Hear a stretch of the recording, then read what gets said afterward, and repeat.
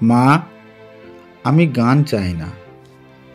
মা, আমাকে একটা গল্প বলো না পুরনো দিনে।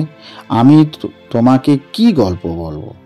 যে রাজা আমাদের শ্রীশৈলম মন্দির তৈরি করেছিলেন, সেই গ্রাম শাসন করতেন।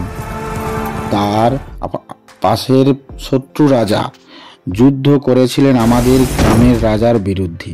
একটি বড় যুদ্ধ মনে হচ্ছিল। আমাদের রাজাকে হত্যা করতে অনেক লোক এসেছিল, কিন্তু আমাদের রাজা তার সমস্ত শত্রুকে হত্যা করেছে। শত্রু রাজার সাথে যুদ্ধে হেরে পরাজিত শত্রু কালো বনে লুকিয়ে আছে। শ্রীশৈলম তাকে খুঁজতে চেয়েছিল যে কোনো মূল্যে, তাই তিনি তার কালো ঘোড়া একটি পুত্রকে পাঠালেন।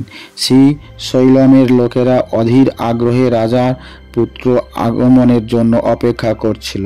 মা, রাজার পুত্র কি এসেছিল, নাকি শত্রু রাজা তাকে কিছু করে ফেলেছিল? সকাল হয়ে গেছে, ঘুম থেকে ওঠো। প্রকৃতি যা আমাদের দেখানোর জন্য যে এই পৃথিবীতে বড় শিকার নেই, মানুষ শিকার তার চেয়েও অনেক বড়। আচ্ছা, এই গল্পটা একটা সিনেমার গল্প। এই গল্পটা বা এই সিনেমাটি কি আমি আপনাদের কাছে পাঠালাম।